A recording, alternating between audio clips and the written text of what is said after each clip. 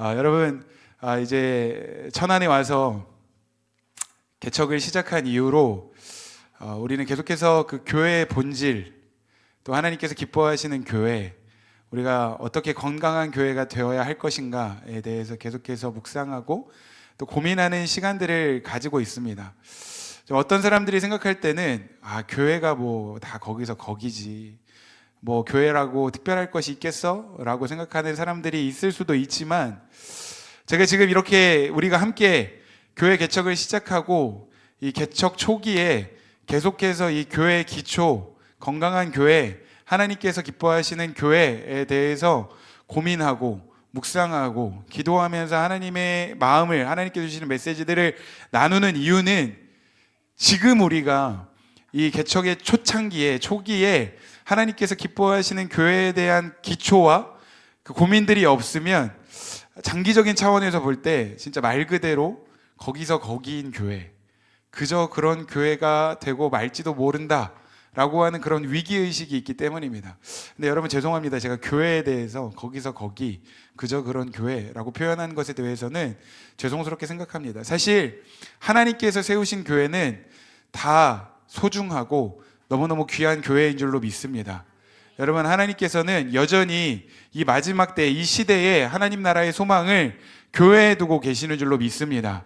하나님의 나라를 이루어가고 하나님의 나라를 완성하시기 위해서 하나님께서는 교회를 디자인하셨고 계속해서 교회가 세워지는 것을 기뻐하십니다. 그래서 하나님의 마음을 아는 목사님들이 교회를 개척하는 일들이 일어나고 계속해서 교회를 세우는 일들이 일어나고 있다는 겁니다. 그런데 현실적으로 보면 교회를 개척한다고 해서 모든 교회, 개척되어진 모든 교회가 다 자립하고 성장하고 부흥을 경험하는 건 아니라는 거예요. 개척된 교회들 중에 일부 어떤 교회들은 자립하고 성장하고 부흥을 경험하는 교회들도 있지만, 대부분의 많은 개척 교회들은요, 현실적인 문제들 가운데 씨름하면서 힘겹게 하루하루를 버텨가고, 죄송합니다, 안타깝게도 많은 교회들이 또 문을 닫고 사라지는 경우들도 있다는 거예요. 여러분, 우리 하비스트 처치, 우리 강변 하비스트 교회는 어떻게 될 것 같습니까? 우리 야심차게 개척을 시작했는데 우리 교회는 이제 앞으로 장기적인 차원에서 볼 때 어떤 교회가 될 것 같습니까? 그냥 그저 그런 교회, 거기서 거기인 교회, 아니면 안타깝게도 문을 닫아버리는 그런 교회가 될 거라고 생각하십니까? 저는 하나님께서 이 교회를 세우실 때 이 교회를 향한 계획을 가지고 계시다고 믿습니다. 특별히 우리 교회를 향한 하나님의 마음은 재앙이 아니요 평안을 주는 것이고 미래와 희망을 주시는 것이라고 믿어 의심치 않습니다.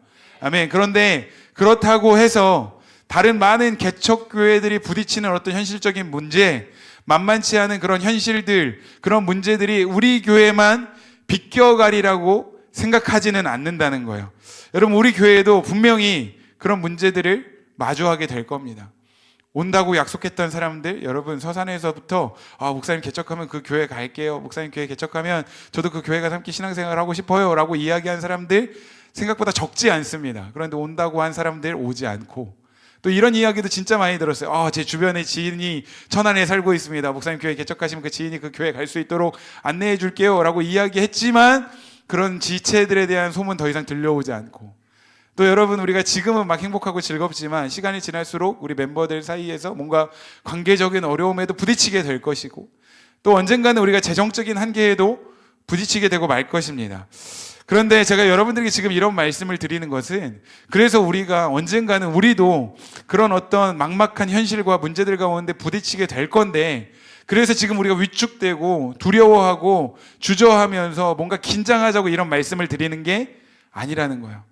여러분, 분명한 건 우리도 그런 어떤 막막한 현실들, 광야와 같은 문제들 가운데 마주하게 될 텐데, 그런 환경 가운데에서, 그런 현실들 속에서 흔들리지 않고 무너지지 않으려면 바로 지금 교회가 세워진 이 초기에 그 교회에 대한 기초를 바로 세우고 하나님께서 기뻐하시는 교회에 대해서 계속해서 고민하면서 우리가 영적인 그릇으로 잘 준비되어야만 한다는 것입니다. 여러분, 지금 우리가 이 교회의 기초를 잘 세우고 하나님께서 행하실 그 일들을 위해서 영적인 그릇으로 잘 준비되어지는 시간이 될 수 있기를 주님의 이름으로 축복합니다. 그래서 우리에게 필요한 건 뭐예요? 우리에게 첫 번째로 필요한 것은 현실을 직시할 수 있는 냉정한 어떤 판단력과 또 해석할 수 있는 능력을 가져야만 한다는 거예요. 그냥 다 좋아. 하나님께서 함께 하시니까 언젠가 우리 교회도 막연하게 부흥하게 될 거야. 우리 교회도 성장하게 될 거야. 라고 생각하는 것만으로는, 긍정적인 태도로 뭔가 다 좋다고 생각하는 것만으로는 충분하지 않다는 거예요. 우리가 처한 현실을 정확하게 직시하고 정확하게 판단하고 해석할 수 있는 그런 능력이 없으면 막연한 이상주의자가 될 뿐이라는 것입니다. 여러분, 다윗과 골리앗 이야기를 한번 생각해 보십시오. 제가 생각하기에 말씀 묵상하면서 다윗은 막연한 이상주의자가 아니었다는 겁니다.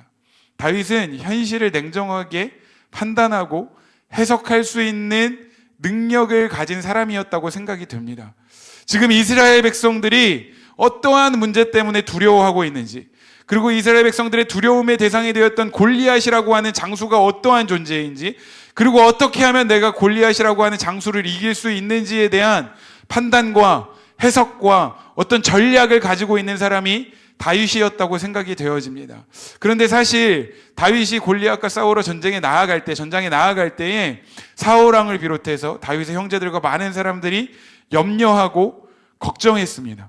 그래서 사울 왕이 심지어 어떻게 합니까? 다윗이 전쟁에 나아갈 때 자신이 입던 갑옷을 다윗에게 입혀주는데, 다윗은 그 갑옷이 자신에게 맞는 갑옷이 아니라는 것을 알았고, 이 갑옷을 입고 나아간다고 해서 골리앗과의 싸움에서 이길 수 없다는 것을 분명하게 알고 있었다는 거예요. 아무리 강하고 아무리 단단한 재질로 만들어진 갑옷과 칼을 가지고 나아간다고 해도 그 전쟁에서는 내가 이길 수 없고, 지금 내가 골리앗과 싸워서 이길 수 있는 비결은 그동안 자기가 충분히 준비되어진 어떤 그 실력, 다시 말하면 다윗은요, 광야에서 양을 치면서 광야의 맹수들로부터, 사자와 곰으로부터 양을 지키면서 뭔가 골리앗과 싸울 수 있는 준비가 되어 있는 사람이었다는 겁니다. 여러분, 지금 우리가 다윗으로부터 배워야 하는 지혜가 바로 이것입니다. 여러분, 교회를 개척하고 특별히 많은 교회들이 교회의 성장에 있어서 어려움에 부딪히면 대부분 어떤 방법을 사용합니까? 다른 교회들을 보면서 다른 교회들의 어떤 막 성장하는 교회, 부흥하는 교회, 또 대형 교회들이 적용하고 있는 좋은 프로그램들, 목양의 방법들을 배우고 카피해 와서 각 교회에 적용하려고 한다는 거예요. 그런데 그것은 물론 여러분, 모든 교회에서 사용하고 있는 어떤 교회 성장의 어떤 방법이나 어떤 목양의 시스템들이 다 좋은 것이고 다 귀한 것이라고 생각이 되어집니다. 그런데 그렇다고 해서 대형 교회에서 사용하고 있는 좋은 프로그램이라고 해서 지금 우리 교회에 가지고 와서 그냥 적용할 수는 없다는 거예요. 여러분, 생각해 보십시오. 우리가 지난 수년 동안 서산성결교회에 있으면서 정말 많은 것들을 배우고 경험했습니다.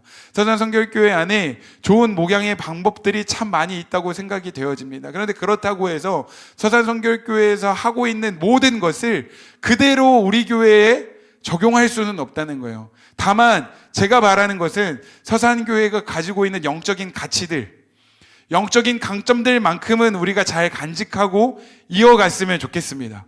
할렐루야. 예배의 열정, 기도의 불, 말씀의 어떤 실력, 탁월함, 이런 것들을 우리가 가지고 가되, 여러분, 그런 어떤 프로그램적인 요소들을 우리가 그대로 적용할 수 없다는 거예요. 다만 우리의 무기를 만드는 시간이 필요하다는 겁니다. 우리만의 무기, 우리만의 어떤 현실적인 실력을 갖출 필요가 있다는 거예요. 다윗은 골리앗과 싸워서 하나님의 양들인 이스라엘 백성들을 지키기 위해서 충분히 준비되어지는 시간들을 가졌고, 특별히 그 현실을 파악할 수 있는, 현실을 판단할 수 있는 어떤 현실 감각과 실력을 가진 사람이었다는 겁니다. 여러분, 우리에게도 그런 현실적인 감각과 현실을 해석하고 판단할 수 있는 실력이 있기를 원하고, 또 이 시대의 교회를 세워갈 수 있는 하나님께서 주시는 전략이 우리 교회 가운데 주어지기를 간절히 소망합니다. 그런데 여러분, 여기서 또 한 가지, 다윗이 골리앗과 싸울 때 단순히 그런 현실적인 감각만을 믿고 자신의 어떤 준비되어진 물맷돌을 던지는 실력만을 믿고 전쟁에 나간 건 아니었다는 거예요. 현실적인 감각, 현실적인 실력과 더불어서 다윗에게는 뭐가 있었습니까? 하나님을 향한 믿음이 있었다는 거예요. 그런 현실 속에서도 하나님께서 함께 하신다라는 믿음이 있었다는 거예요. 하나님을 바라볼 수 있는 믿음의 눈이 있었고, 또 그런 막막한 현실 속에서도 여전히 하나님의 계획을 이루어가고 계시는 그 하나님의 역사하심을 바라볼 수 있는 영적인 감각, 영적인 실력이 다윗에게 있었다는 것입니다.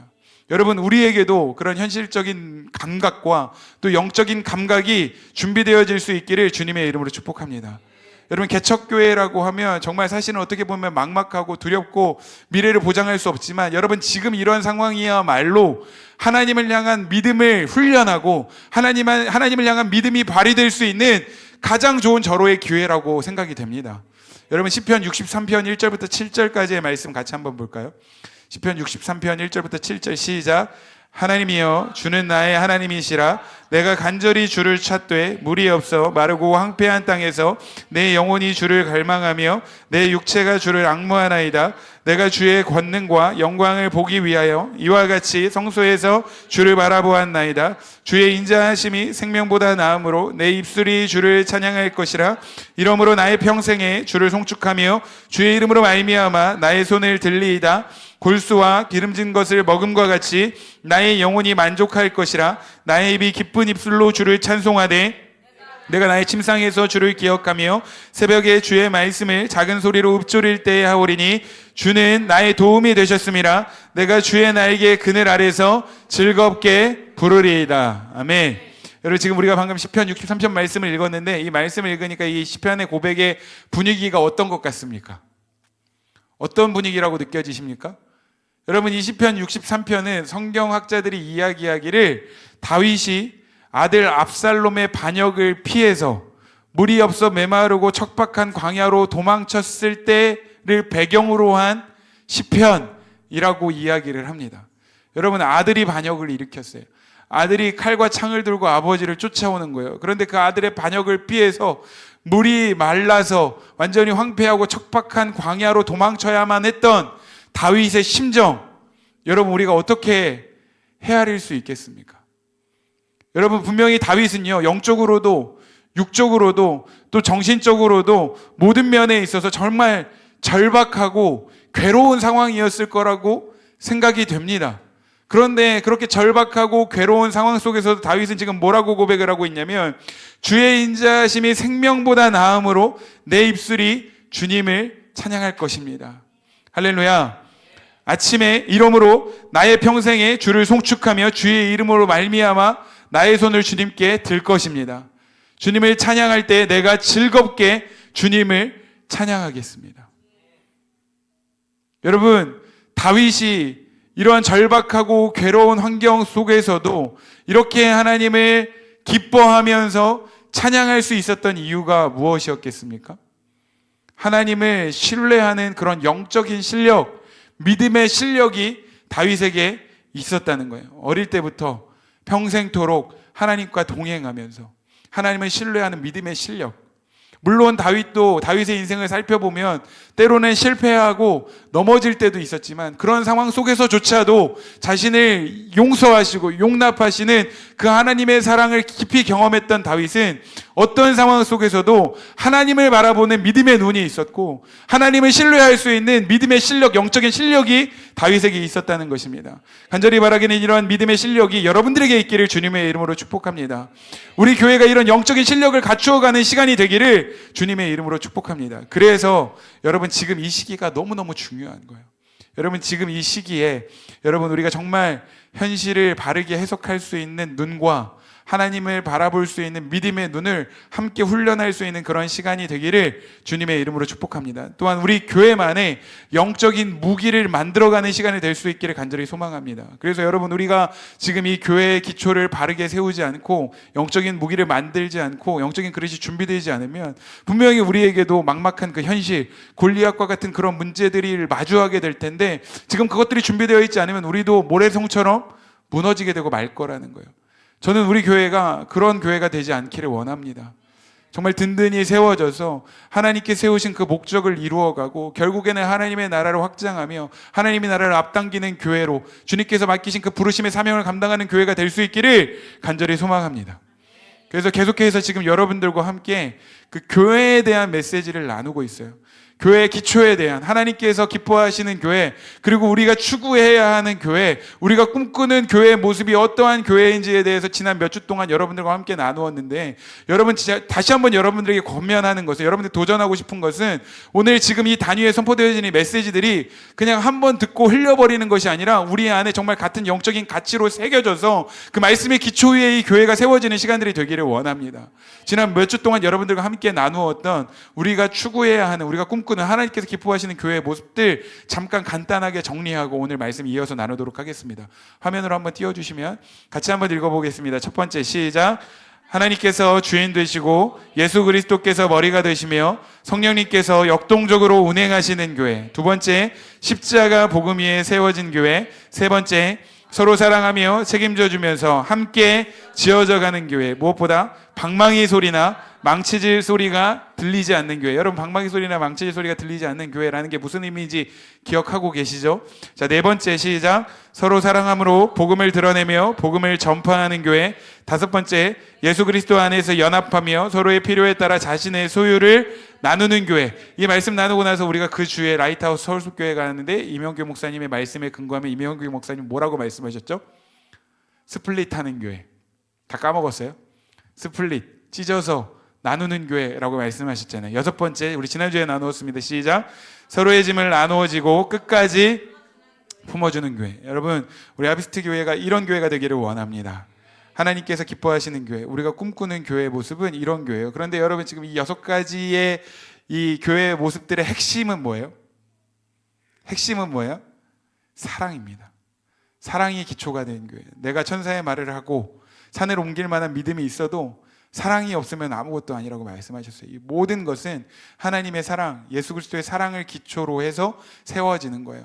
무엇보다 저와 여러분들 가운데, 우리 하비스 처치 가운데 하나님의 사랑이 정말 풍성하게 부어지기를, 넘치도록 부어지기를. 그래서 우리가 기도했던 것처럼 우리가 먼저 이 예배 제단에 하나님께서 그 사랑을 부어주시고 생명의 강을, 생수의 강을 부어주실 텐데, 우리가 먼저 무릎까지, 또 허리까지, 가슴까지, 머리까지 잠겨서 우리 교회를 통해 그 생수의 강이 흘러가서 생수의 강이 닿는 곳마다 회복되고 살아나고 열매 맺는 일들이 일어나게 될 것을 믿음으로 선포합니다.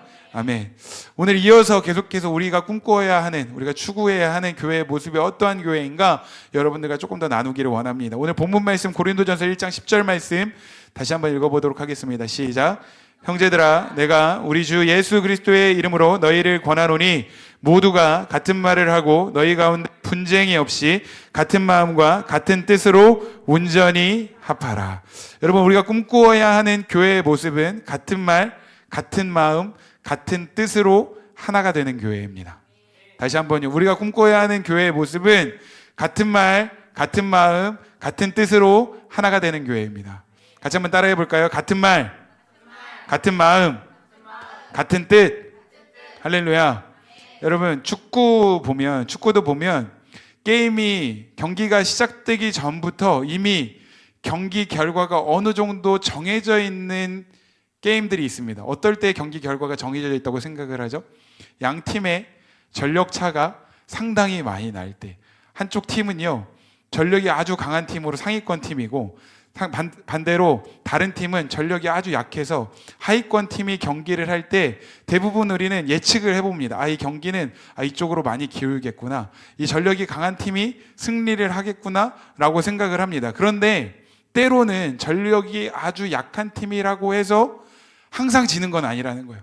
무조건 패배하는 건 아니라는 겁니다. 누가 봐도 객관적인 전력이 약한데도 때로는 기적 같은 승리를 가져오는 경우들도 있다는 거예요. 여러분, 혹시 2018년도 러시아 월드컵 여러분들이 기억하시나요? 러시아 월드컵 지금 여러분들의 머릿속에 안 떠오르실 텐데, 제가 지금 이야기하면 여러분들 머릿속에 팍 떠오를 거예요. 러시아 월드컵 때 조별 예선에 우리 대한민국이 속한 조에서 대한민국이 가장 최약체라고 평가를 받았습니다. 실제로 조별 예선을 치르는 동안에 첫 번째 경기 패했어요. 두 번째 경기 패했습니다. 그리고 마지막 세 번째 경기를 이기면, 어쨌든 이기면 경우의 수로 16강에라도 올라갈 수 있는 기회가 생길 수 있는데, 마지막 경기의 상대가 누구였냐면 당시에 세계 1위였던 독일이었습니다. 그런데 여러분, 그 독일과의 경기 기억나시죠? 우리가 2대0으로 이겼습니다.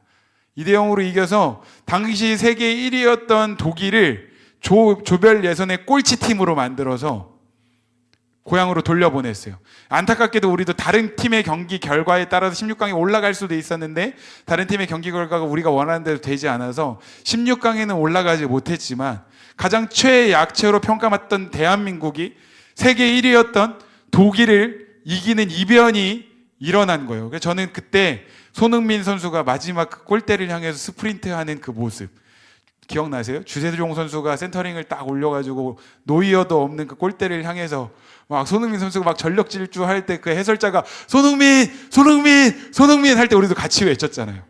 2대0으로 골 넣었을 때 같이 울었잖아요. 예, 그런 기적이 일어날 수 있다는 거예요. 그런데 여러분 2022년 카타르 월드컵 때는 어땠습니까? 2022년 카타르 월드컵 때도 상황이 크게 다르지는 않았어요. 조별 예선을 하는데 첫 번째 경기는 비겼습니다. 두 번째 경기는 졌습니다.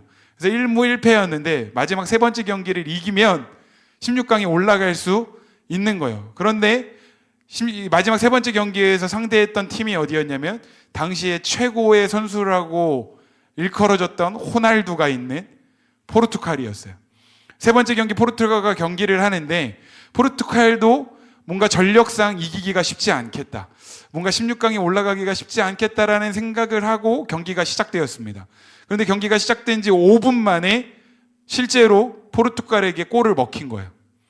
그래서 그 경기가 와 이제 끝났다. 우리가 정말 이기기 쉽지 않겠다라고 생각을 했는데 그날 호날두가 우리 편을 되게 많이 도와줬습니다. 그래서 전반 30분 만에 1대1 동점이 되고 후반전이 끝나가는 그 시간까지 골이 안 나다가 후반전 90분이 다 지나가고 추가 시간 1분 때 손흥민이 마스크를 쓰고 공을 몰고 가다가 포르투갈 선수 다리 사이로 패스를 해서 황희찬이 골을 넣어서 2대1로 역전을 해서 이겼는데 여러분 기억나세요? 그때 카타르 월드컵은요 겨울에 했어요. 12월 달에 포르투갈전 경기가 있었는데 서산성결교회 드림센터 2층 조이채플에 우리 청년들 다 같이 모여가지고 화면에 그거 띄워놓고 보다가 황희찬이 골 넣었을 때 다 같이 일어나고 뛰면서 막 소리를 지르면서 막 얼싸안고 우리가 막 정말 눈물을 흘리면서 기뻐했던 그 승리의 쾌감을 느꼈던 그 2022년 12월 3일의 그 밤을 저는 지금도 잊을 수가 없습니다. 네. 누구도 쉽지 않다고 생각했던 그 경기의 결과가 뒤집혀서 승리하게 되는 기적이 일어났다는 거예요. 그런데 월드컵 국가대표 경기뿐만 아니라 저에게 있어서 정말 잊을 수 없는 대회가 하나 더 있습니다. 그게 뭐냐면 2019년도에 있었던 2019년도에 20세 이하 월드컵 경기가 있었습니다.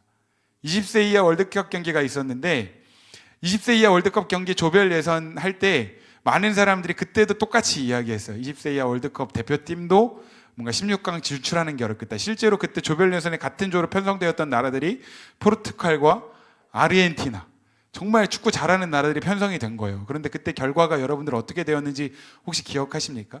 2019년도 20세 이하 월드컵에서도 많은 사람들이 우리나라 국가대표팀은 20세 이하 대표팀은 조별 예선 통과하기가 어려울 거다라고 이야기했는데 실제로는 첫 경기 포르투갈 경기만 1대0으로 지고 그 이후로는 모든 경기에서 승리하면서 승승장구하고 결국에는 결승전까지 올라갔습니다. 그런데 아쉽게도 결승전에서 3대1인가로 져서 준우승을 했지만 여러분 준우승을 한 것도 기적이었습니다. 여러분 이 영상을 보면서 20세 이하 이 대표팀이 결승전까지 올라갈 수 있었던 원동력이 어디에 있었다고 생각하셨습니까? 이 팀이 어떻게 결승전까지 올라갈 수 있었다고 이야기했습니까? 계속 반복해서 이야기한 것은 원팀이었어요. 원팀, 원스피릿이라고 이야기를 하고 있습니다. 여러분 이것은 교회도 마찬가지라고 생각이 되어집니다. 여러분 교회는요 머리 대신 예수 그리스도께 연결된 한 몸된 공동체입니다. 아멘. 다시 한번요. 교회는요 머리 대신 예수 그리스도께 연결되어 있는 한 몸된 공동체라는 거예요. 그러면 교회가 언제 가장 파워풀할까요? 그럼 언제 교회가 가장 힘이 있을까요? 언제 교회에 기적이 일어날까요? 언제 교회의 능력이 나타날까요? 말 그대로 교회가 진짜 한 몸이 될 때, 교회가 진짜 원 팀이 될 때, 교회가 원 스피릿이 될 때, 교회가 동일한 영적인 DNA를 가지게 될 때 진짜 파워풀한 능력과 기적이 나타나게 되는 줄로 믿습니다. 그래서 바울은요, 에베소 교회에게 이렇게 권면하고 있습니다. 에베소서 4장 1절부터 3절까지 같이 읽겠습니다. 시작. 그러므로 주 안에서 갇힌 내가 너희를 권하노니 너희가 부르심을 받은 일에 합당하게 행하여 모든 겸손과 온유로 하고 오래 참음과 사랑 가운데서 서로 용납하고 평안에 매는 줄로 성령이 하나 되게 하신 것을 힘써 지키라. 아멘. 서로 사랑으로 용납하면서 성령이 하나 되게 하신 것을 힘써 지켜야 한다. 왜요? 이 마지막 이 어두운 시대, 이 약한 시대에서 하나님의 나라를 확장하고 하나님께서 우리에게 맡기신 그 부르심의 사명을 감당할 수 있는 비결은 교회가 하나 되는 것이기 때문입니다. 교회가 원팀이 되는 것이기 때문입니다. 원스피릿이 되고 동일한 영적인 DNA를 가질 때 우리가 하나님께서 맡기신 사명을 감당할 수 있게 되는 것입니다. 그러니까 여러분, 우리 하비스트 처치가, 강변 하비스트 교회가 지금 당장의 개척교회고 작은 교회고 성도가 적은 교회인 것이 중요한 게 아니라는 거예요. 사람들은 그렇게 이야기할 수 있습니다. 저 작은 교회가 뭘 할 수 있겠어? 개척교회가 얼마나 대단한 일을 할 수 있겠어? 라고 이야기할 수 있습니다. 그런데 맞아요. 세상의 관점으로 보면 여러분 정말 우리는 뭔가 전력이 약하고 승리를 보장할 수 없는 어떤 그런 약한 팀같이 보일 수 있습니다. 그런데 우리가 한 몸이 되고 원팀이 되고 원스피릿이 되고 동일한 영적인 DNA를 가지게 될 때 반드시 기적이 일어나게 될 줄로 믿습니다. 할렐루야. 기적이 일어나고 하나님의 그 파워풀한 능력을 경험하게 될 줄로 믿습니다. 그러면 이제 우리가 고민해 봐야 될 건, 그러면 우리가 어떻게 한 몸이 되고 원팀이 되고 원스피릿이 될 수 있는가? 동일한 영적인 DNA를 어떻게 가지게 되는가? 첫 번째는요, 우리가 같은 마음을 갖는 것입니다. 같이 한번 따라해 볼게요. 같은 마음. 네, 같은 마음. 사도 바울이요, 고린도 교회를 향해서 너희는 더 이상 분쟁하지 말고 같은 마음을 가지라고 권면을 하고 있습니다. 그런데 여기에서 마음이라고 번역된 헬라어는요, 누스라는 단어입니다. 시오나, 헬라어 뭐라고 했다고? 누스. 시오나, 헬라어 뭐라고? 시오야, 헬라어 뭐라고? 누스라는 헬라어 단어예요. 그런데 이 누스라는 헬라어 단어를 영어 성경에서는 뭐라고 번역을 하고 있냐면 마인드라고 번역을 하고 있습니다. 여러분, 마인드는 무슨 뜻이에요? 마인드. 마인드는 마인드예요? 마인드가 무슨 뜻이에요? 정신, 생각, 사고방식, 이런 뜻을 가지고 있는데, 이 누스라는 단어는 그냥 단순하게 어떤 인신론적인 어떤 그런 사유, 지성적인 어떤 사고방식만을 이야기하는 것이 아니라 감정과 의지의 모든 영역을 포함하고 있는 것이 누스라는 것입니다. 그러니까 한마디로 이야기하면 이 마음은요, 지식, 감정, 의지, 지정의를 다 포함하고 있는 아주 우리의 삶에 있어서 가장 중요한 영역이 마음이라는 것입니다. 먼저 우리 마음이 지식적인 영역과 어떻게 연결이 되는지 같이 한번 볼까요? 신명기 6장 6절 말씀 같이 한번 읽어보겠습니다. 시작. 오늘 내가 내게 명하는 이 말씀을 너는 마음에 새기라. 하나님의 말씀을 어디에 새기라고 말씀하고 있습니까? 말씀을 마음에 새기는 거예요. 여러분, 우리가 한 주에 세 구절씩 말씀을 암송하는데 그 암송하는 말씀은 어디에 새겨지는 겁니까? 우리 뇌에 새겨지는 겁니까? 우리 머리에 새겨지는 겁니까?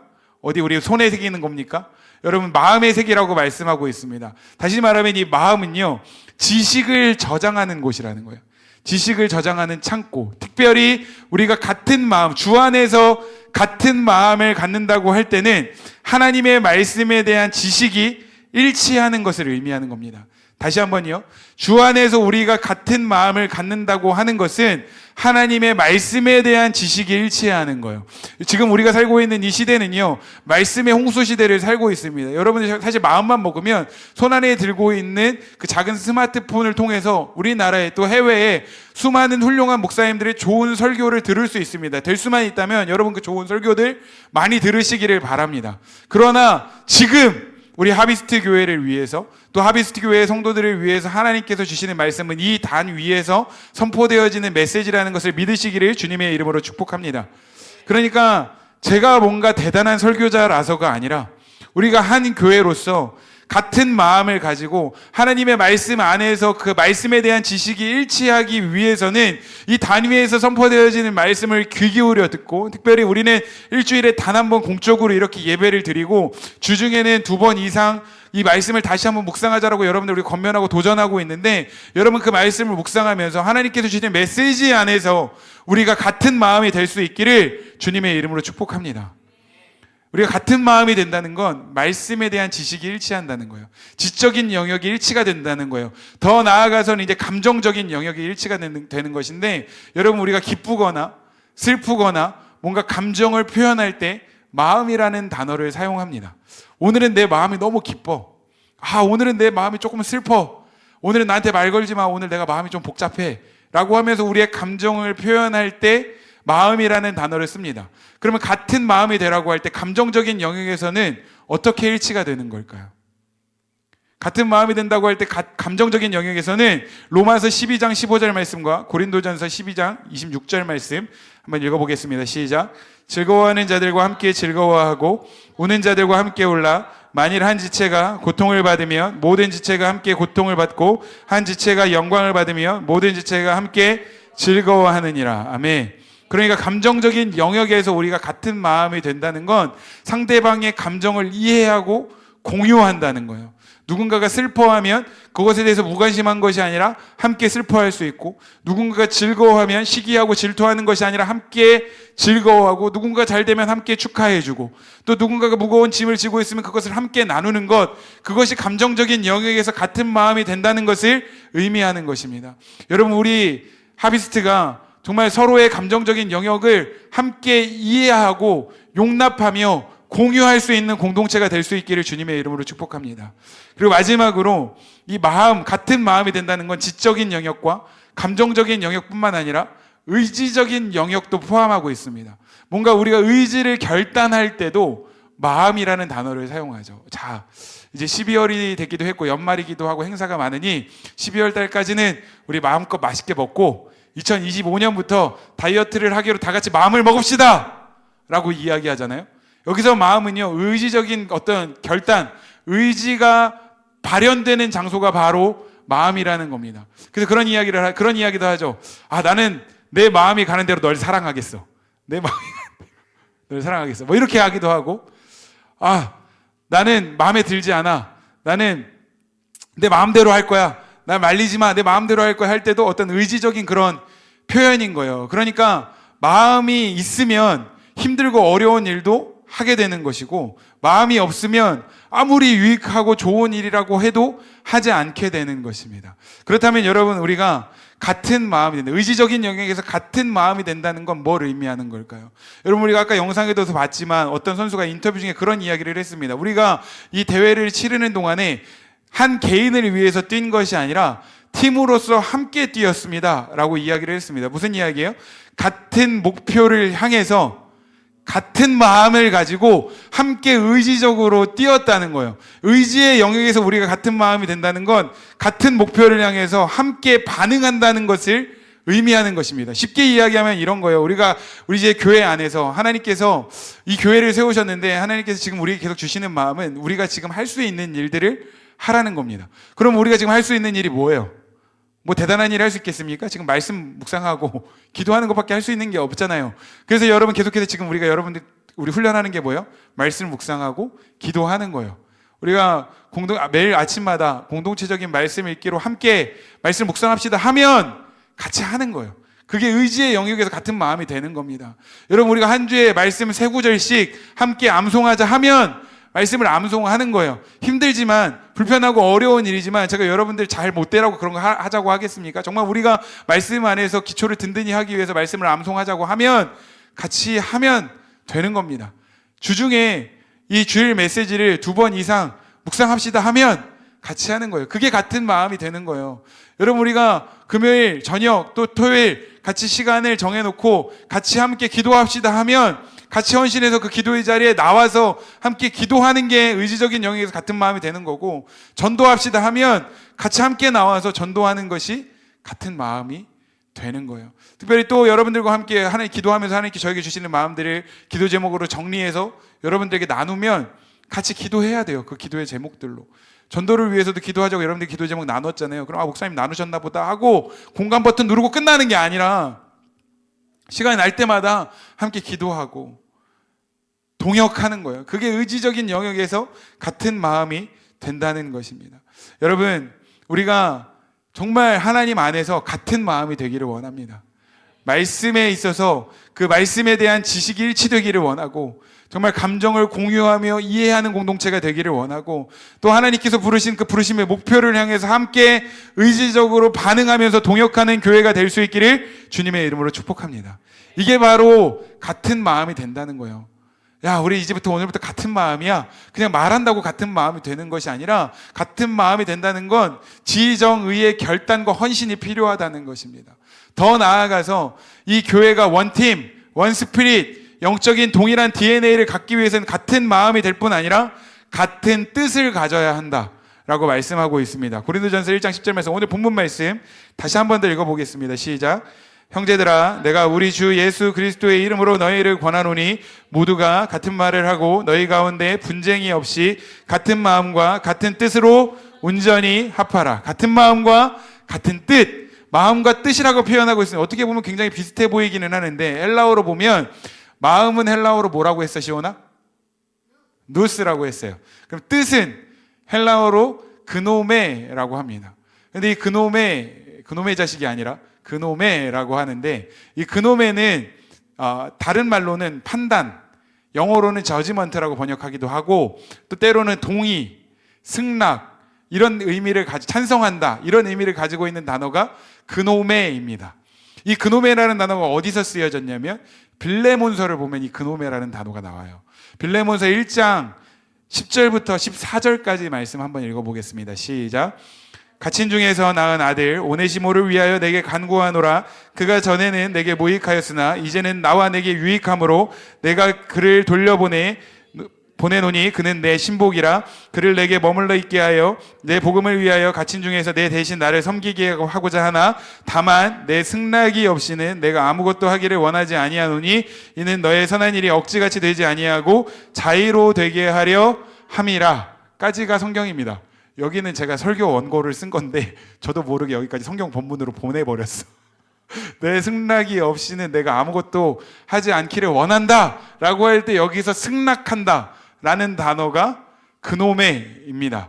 근데 여러분, 빌레몬서가 어떤 상황에서 쓰여진 편지입니까? 빌레몬서는 바울이 빌레몬이라고 하는 사람에게 보낸 편지예요.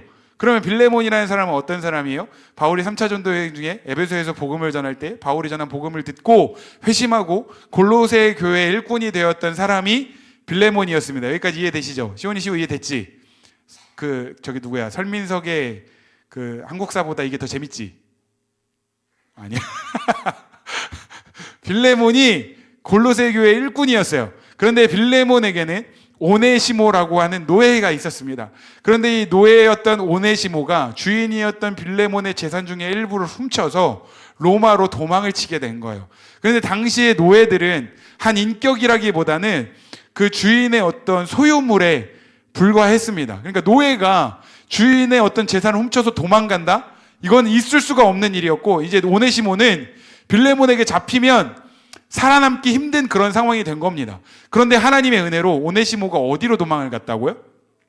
로마로 도망을 갔는데, 로마에 가서 이 오네시모가 누구를 만났냐면 바울을 만나게 된 거예요.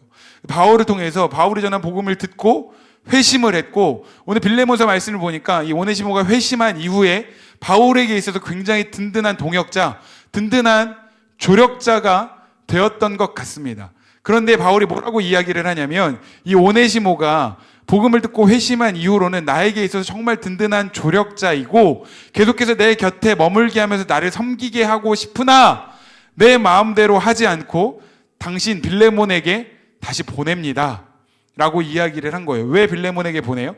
빌레몬이 오네시모의 주인이었기 때문이에요. 그래서 빌레몬에게 이야기하기를 오네시모가 당신에게 용서받지 못할 어떤 그런 죄를 저지른 것은 맞지만 이제는 하나님 은혜 가운데 복음 안에서 오네시모가 완전히 회심을 했고 새로운 사람이 되었으니 당신은 오네시모를 용납하고 용서하고 받아주십시오. 그리고 내가 당신에게 요청하는 것을 승낙해 주십시오 라고 할 때 그놈의 단어를 썼다는 거예요. 그러니까 여러분, 같은 뜻이 된다는 건 무슨 의미냐면 서로의 생각에 동의하는 겁니다. 다시 말하면 내 자의로, 내가 내 마음대로 할 수 있으나 내 마음대로 하지 않고, 내 임의대로 하지 않고, 내 고집대로 하지 않고 상대방의 생각을 헤아리면서 상대방의 생각에 동의하는 것, 이게 같은 뜻이 된다는 거예요. 여러분, 제가 그래서 금요일날 이야기했잖아요. 고집에 대한 이야기를 할 거라고. 여러분, 우리가 개척교회 멤버들이 이렇게 모였는데 제가 보니까 진짜 우리 다 하나같이 진짜 고집이 만만치 않은 사람들끼리 모였다는 생각이 들어요. 다 이제 예수 그리스도 안에서 회심하고 다 인격과 성품이 성장하고 있지만 그럼에도 불구하고 우리 안에 엄청난 고집이 있다는 생각이 듭니다. 저는 뭐 두말할 것도 없고 저도 엄청난 고집이 있죠. 저도 고집이 있는데 우리 강희슬 사모님도 강씨 고집 가지고 있어요. 본인은 뭐 고집이 없다고 하지만 제가 봤을 때는 고집이 엄청나요. 고집 엄청나고, 뭐 우리 주연이도 본인 스스로 얘기하죠. 몸은 조그만데 고집은 엄청난 거인. 대단한 고집도 가지고 있고, 우리 저기 예석이도 뭐 딴 때는 고집이 없어. 근데 먹는 것에 있어서만큼은 정말 그 고집을 이길 수가 없다. 예. 그래서 내가 가끔 예석이 편식하는 거 보면 귀엽기도 해요. 어린아이 같기도 해. 근데 그런 어린아이 같은 고집이 있고, 우리 수민이 MG 짜쳐요. 나 크리스마스 트리 만들다가 이 친구도 고집이 있구나. 나도 고집이 있는데 이 친구도 고집이 있구나 라고 생각이 들었고, 여기도 고집이 있어요. 시은이 고집은 아무도 못 이겨. 시은이는 고집 왕이야. 시은이가 고집 부리기 시작하면 진짜 대단한 그런 것들 경험하게 되죠. 그나마 우리 이 하비스트 안에 고집이 너희도 고집 있잖아. 우리 시온이도 또 시오도 그나마 고집이 없는 친구들하고 하면 우리 승엽이가 그나마 고집이 있는지는 모르겠지만 잘 표현을 안 하기도 하고, 그래서 저는 정말 승엽이에게 감사한 게 우리 하비스트의 완충제 역할을 정말 승엽이가 해주고 있다고 생각이 됩니다. 그런데 여러분, 진짜 우리가 잘 들어보세요. 여러분, 진짜 우리가 고집을 부려야 하고 양보하지 않고 타협해야 하는 건 복음 외에는 없습니다. 여러분, 우리가 복음에 있어서만큼은 타협하지 않고 양보하지 않고 복음을 고집하는 저와 여러분들이 될 수 있기를 주님의 이름으로 축복합니다. 그러니까 기록된 이 하나님의 말씀과 단위에서 선포되어지는 이 메시지들은 하나님의 말씀으로 받고 그 하나님의 말씀에 동의하는 여러분들이 되시기를 축복합니다. 아멘. 여러분, 아멘 하는 게 뭐예요? 그 주님의 말씀에 내가 동의합니다. 하나님의 마음과 제가 같은 뜻이 되겠습니다 라고 결단하는 거잖아요. 복음에 있어서만큼은 우리가 고집을 부리고 하나님의 말씀에 동의하되, 복음의 본질에 대한 것이 아니라면 저와 여러분 모두 좀 양보하고 물러설 줄 아는 그런 겸손한 공동체가 될 수 있기를 주님의 이름으로 축복합니다. 복음의 본질이 아닌 것에 대해서는 양보한다고 아무런 일도 일어나지 않아요. 조금 물러선다고 해서 크게 손해보는 거 아니에요. 그러니까 여러분, 다른 누군가의 생각에 우리가 동의한다는 건 뭐예요? 그 사람의 인격을 존중하면서 내가 겸손한 태도로 상대방을 대한다는 것입니다. 여러분, 우리가 같은 뜻이 되기 위하여 우리가 조금 더 겸손함으로 다른 사람들의 생각을 헤아리고 동의하는 같은 뜻을 가진 교회가 될 수 있기를 주님의 이름으로 축복합니다. 여러분, 같은 마음, 같은 뜻이 된다는 것이 무엇인지 조금 이해하셨습니까? 그럼 마지막으로 우리가 원팀, 원스피릿, 한몸된 교회, 영적인 동일한 DNA를 가진 교회가 되기 위해서 마지막으로 우리가 가져야 되는 건 뭐예요? 같은 말을 하는 것입니다. 여러분, 말과 언어에 대해서는 서산성결교회 김형배 목사님을 통해서 우리가 아주 많이 배우고 정말 훈련을 계속 받아왔잖아요. 그렇죠? 그런데 여러분, 이 말과 언어는 사실 마음과 뜻이 우리의 말과 언어로 표현이 되는 거예요. 다시 말하면 우리가 같은 마음과 같은 뜻을 가지고 있다면 같은 말을 자연스럽게 하게 될 수밖에 없다는 겁니다. 그런데 우리가 모였을 때 뭔가 같은 말을 하고 있지 않다고 하면 사실은 어쩌면 우리가 같은 마음이 되지 못하고 같은 뜻이 되지 못했다라는 것을 반증하는 것일 수도 있습니다. 예전에 제가 신학교를 다닐 때 키사라는 선교단체에서 훈련을 받았는데, 선교단체에서 예배를 많이 드리잖아요. 예배를 드리면 뭐 대그룹 예배도 있고 뭐 셀 모임도 있고 또 예배팀 모임도 있고 뭐 이런저런 모임들이 있으면 모일 때마다 예배를 드리고 기도를 하는데, 누가 가르쳐 준 것도 아닌데 자매들이 다 똑같은 톤으로 똑같은 언어로 기도를 하는 거예요. 항상 이렇게 기도해요. 예, 주님. 다 모든 자매들이 그냥 예 주님도 아니야, 그냥 이게 꼭 들어가. 예 주님. 자매들은 다 이렇게 기도하는 거예요. 누가 가르쳐 준 것도 아닌데. 근데 뭐 키사라는 선교단체뿐만 아니라 어떤 선교단체는 이렇게 기도하죠. 그렇습니다 주님. 예 주님 그렇습니다. 시부터에서 누가 제일 많이 하죠? 여기 그렇습니다 주님. 예 주님 그렇습니다. 근데 나는 사실 그렇게 기도할 때 무슨 생각을 하냐면 도대체 뭐가 그런 건지는 잘 모르겠어. 근데 항상 기도할 때 그렇습니다 주님 막 이렇게 기도하잖아요. 오늘 그게 잘못됐다는 게 아니라 뭔가 이렇게 어떤 그 선교단체들에 속해 있는 지체들이 뭔가 이렇게 비슷한 톤과 비슷한 언어로 기도한다는 건 사실 뭘 의미하는 거냐면 같은 스피릿을 가졌다는 거예요.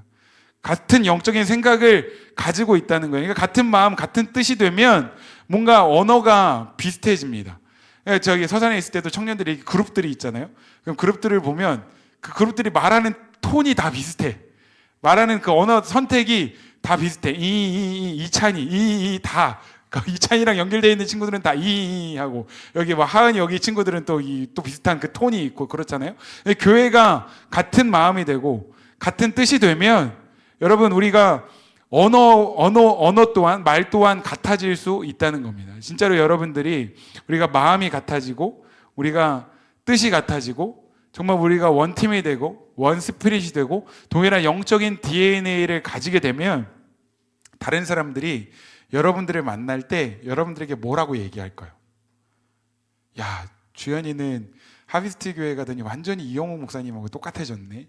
와, 승엽이는 하비스트 가더니 와, 이영호 목사님하고 기도하는 스타일이 완전 똑같아졌네.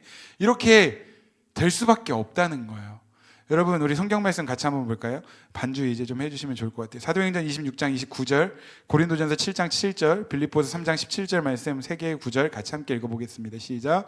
바울이 이르되 말이 적으나 많으나 당신뿐 아니라 오늘 내 말을 듣는 모든 사람도 다 이렇게 결박된 것 외에는 나와 같이 되기를 하나님께 원하나이다 아니라. 고린도전서 7장 7절, 나는 모든 사람이 나와 같기를 원하노라. 그러나 각각 하나님께 받은 자기의 은사가 있으니 이 사람은 이러하고 저 사람은 저러하니라. 빌립보서 3장 17절, 형제들아 너희는 함께 나를 본받으라. 그리고 너희가 우리를 본받은 것처럼 그와 같이 행하는 자들을 눈여겨보라. 아멘. 바울은 교회들에게 편지할 때마다 너희는 나를 본받으라, 나와 같기를 원한다 라고 편지했습니다. 다시 말하면 예수 그리스도의 복음 안에서 주님의 몸된 교회로서 같은 마음, 같은 뜻, 같은 말을 하는 함께 연결되어져 있는 한 몸된 공동체가 되기를 원한다는 거예요. 저는 감히 사도 바울처럼 저를 본받으십시오 말할 수 있는 그런 자격이 있는 사람은 아닙니다. 그럼에도 불구하고 우리가 주 안에서 하나님의 말씀 안에서 같은 마음이 되기를 원합니다. 말씀의 지식이 일치되는 교회가 되기를 원합니다. 서로의 감정을 공유하고 이해하고 용납하며 서로의 짐을 나누어지는 교회가 될 수 있기를 원합니다.